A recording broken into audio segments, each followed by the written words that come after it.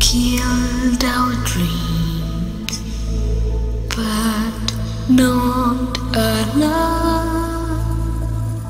You buried our bodies, but not our souls.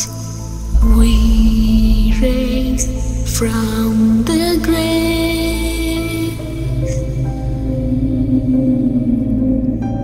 on the nights of noon and the stars. We will chop and slice you, we will cut and dice you, we will drink and eat you. We will kill you.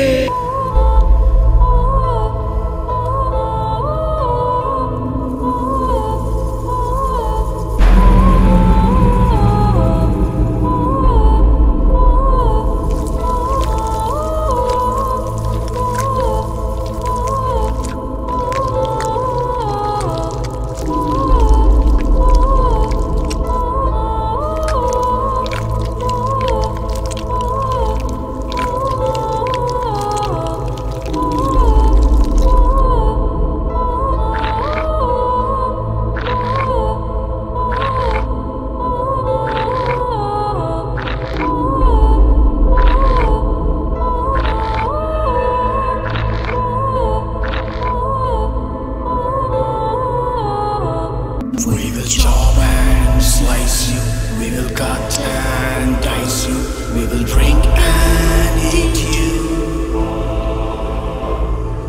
We will kill you.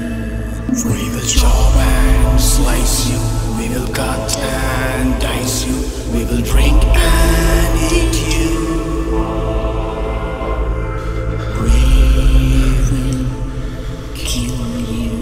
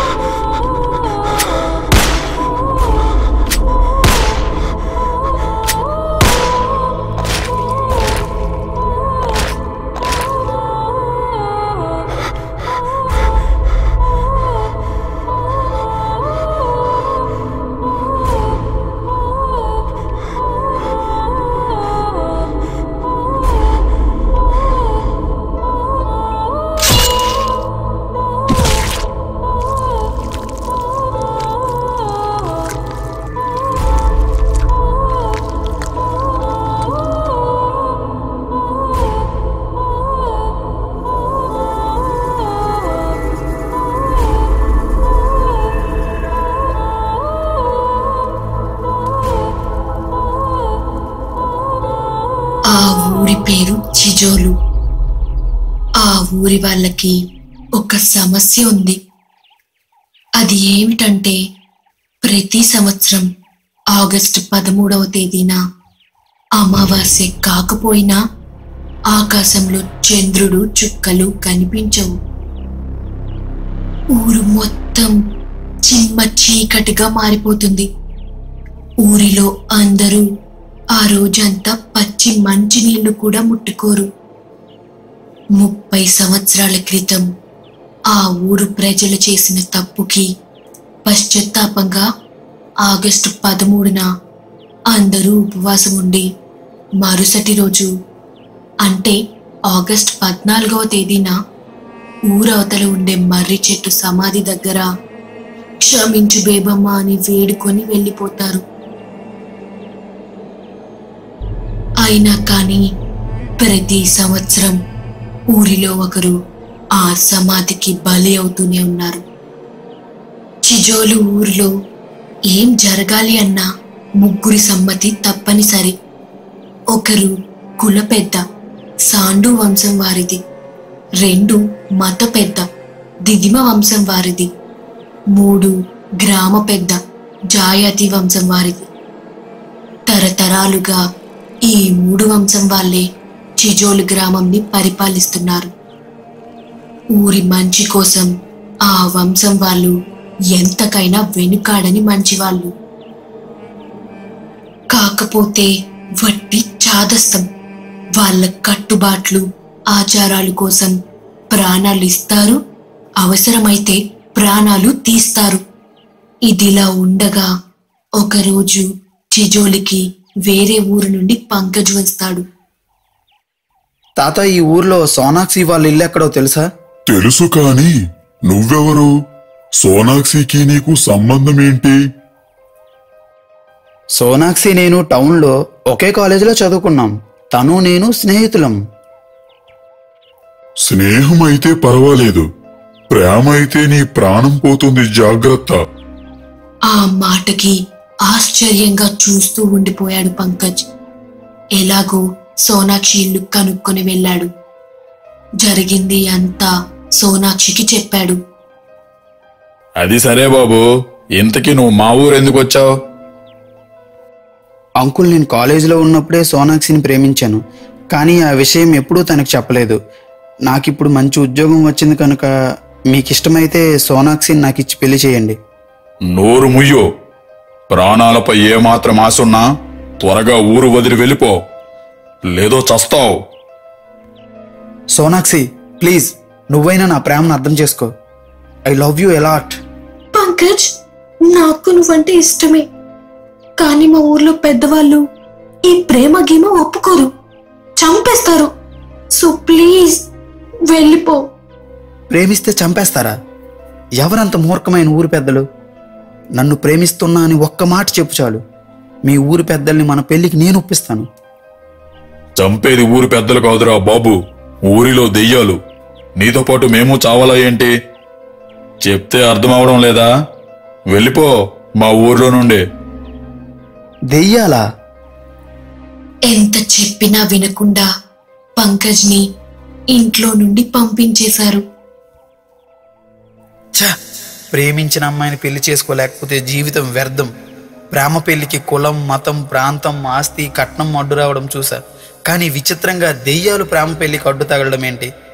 నిజంగా దెయ్యాలే అయితే వాటి అంతం చూసైనా సరే సోనాక్షిని పెళ్లి చేసుకుంటా అని కోపంగా ఏం జరిగిందో తెలుసుకోవడానికి గ్రామ పెద్ద ఇంటికి వెళ్ళాడు. ఆ ఇంట్లో ఎవ్వరూ లేరు. ఆ వంశంలో వాళ్ళు అందరూ చనిపోయారంట. సరే అని కుల పెద్ద ఇంటికి వెళ్ళాడు. ఆ వంశంలో చివరి వాడిని మొన్ననే దెయ్యాలు చంపేశాయని తెలిసి మత పెద్ద భూపేష్ దిదిమా దగ్గరకు వెళ్ళి దెయ్యాల కోసం అడగగా, ఎవరు బాబు నువ్వు? మా ఊరికి ఎందుకు వచ్చావు? మా ఊరి గతం కోసం ఎందుకు తెలుసుకోవాలనుకుంటున్నావు? జరిగింది అంతా ఆ గ్రామ పెద్దకి చెప్పాడు. అవునా, సరే, జరిగింది చెప్తా విను. 30 సంవత్సరాల క్రితం మా పూర్వీకులు చేసిన తప్పు వల్ల మా 3 వంశాల్లో ఒక్కరు కూడా మిగలకుండా చంపేస్తున్నాయి ఆ దెయ్యాలు. దిదిమ వంశంలో నేనే ఆఖరి వాడిని. వచ్చే ఆగస్టు 13న నా చావు ఆ దెయ్యాల చేతిలో రాసిపెట్టి ఉంది. అలా అని ఊరి వదిలి ప్రాణం కోసం పారిపోయి వంశం పరువు తీయలేను. ఆగస్టు 13 దెయ్యాలా? ఆ రోజే ఎందుకు చంపుతున్నాయి? ప్రేమ పెళ్లికి ఎందుకు ఆ దెయ్యాలు వ్యతిరేకం? చెప్తా విను.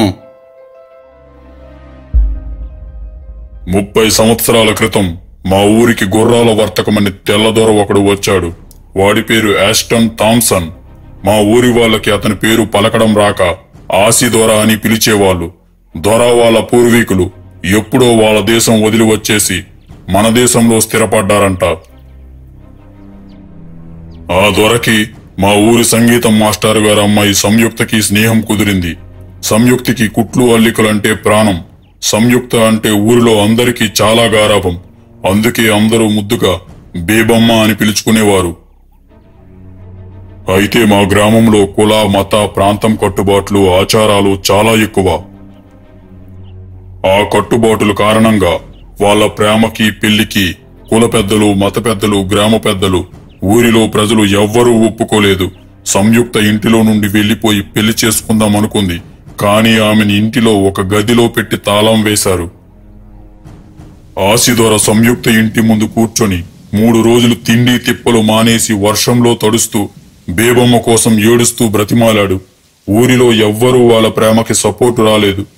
ఆసిదోర ఎంతకీ ఊరు వదిలి వెళ్ళకపోవడంతో నా గ్రామంలో అడుగుపెట్టి నా గ్రామంలో అమ్మాయిని ప్రేమించాడు, వీడి కాళ్ళు నరికేయండి.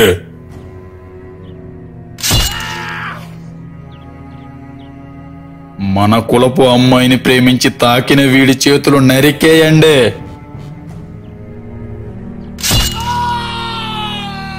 వీడు బ్రతికుంటే మన ఊరు పరువు పోతుంది, వీడి తల నరికేయండి. అలా ఆగస్టు 13న అతి క్రూరంగా ఆసిదోరని చంపేశారు. వాడి కాళ్ళు చేతులు మొండెం అన్నీ పాడుపడ్డ నూతిలో పడేశారు.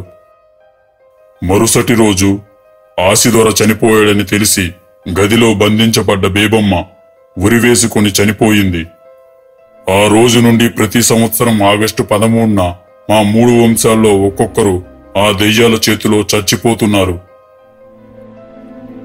తప్పు తెలుసుకున్న మా ఊరి వాళ్ళు అప్పటి నుండి ప్రేమ పెళ్లికి ఒప్పుకోవడం మొదలుపెట్టారు. కానీ వాళ్ళ ప్రేమ పెళ్లికి ఒప్పుకోకుండా వాళ్ళ చావుకి కారణమైన ఈ ఊరి వాళ్ళ ఎవ్వరి ప్రేమ పెళ్లి జరగనివ్వమని ప్రేమించుకుని పెళ్లి చేసుకునే వాళ్ళని వాళ్ళ కుటుంబాన్ని చంపేయడం మొదలుపెట్టారు.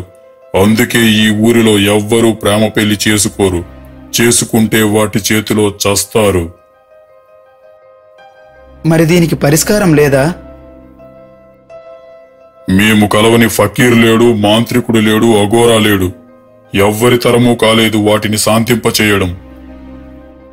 అది విన్న పంకజ్ చాలా బాధపడ్డాడు. పెళ్లి చేసుకుంటే ఆ దెయ్యాల చేతిలో నేను సోనాక్షి ఇద్దరం చావాలి. అలా అని సోనాక్షి లేకుండా నేను బ్రతకలేను. ఆసి దొరదే కాదు, నాది కూడా స్వచ్ఛమైన ప్రేమే. నేను దొర చచ్చిన దగ్గరే చస్తా అని కోపంగా వెళ్లి ఆసిదోరని పడేసిన నూతిలోనే దూకేశాడు.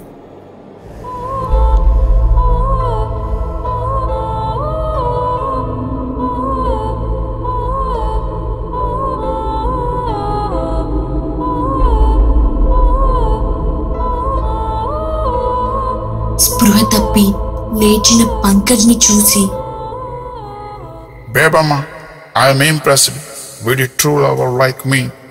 నీ ప్రేమ స్వచ్ఛమైనదిరా. అవును, వెళ్ళి సోనాక్షిని పెళ్లి చేసుకో, మిమ్మల్ని ఏమీ చెయ్యము. Thank you so much. Please, ప్రేమ ఉన్న చోట పగుండకూడదు. మీకు ఈ ఊరి ప్రజలు చేసిన అన్యాయానికి వాళ్ళకి బుద్ధొచ్చింది. ఇకపైన అందరూ మీ ఇద్దరిని దెయ్యాలుగా కాకుండా దేవతలుగా చూడాలని నా కోరిక. సరే, నా సమాధి పక్కనే ఆసిదోర సమాధిని కట్టించి మా ఇద్దరి అస్థికులు కలిపినప్పుడే మా పగ తీరుతుంది. ఆసిదోర అస్థికుల్ని నూతిలో నుండి తీసుకువచ్చి బేబమ్మ సమాధితో కలిపి పూడ్చి పక్కనే 2 విగ్రహాలు ప్రతిష్ఠించారు.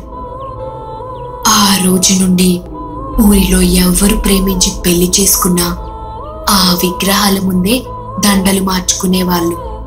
యథాప్రకారం ఇప్పటికీ ఊరిలో అందరూ ఆగస్టు 13న ఉపవాసం ఉండి ఆగస్టు 14న పెద్ద జాతరగా వెళ్లి పువ్వులు విగ్రహాలకి సమర్పించేవారు. ఇప్పుడు ఆసిదోర బేబమ్మ దెయ్యాలు కాదు, ప్రేమకి ప్రతిరూపాలు, స్వచ్ఛమైన ప్రేమకి చిహ్నాలు. సోనాక్షి, పంకజ్ ఇద్దరూ వెళ్లి పెళ్లి చేసుకుని సుఖంగా జీవిస్తున్నారు.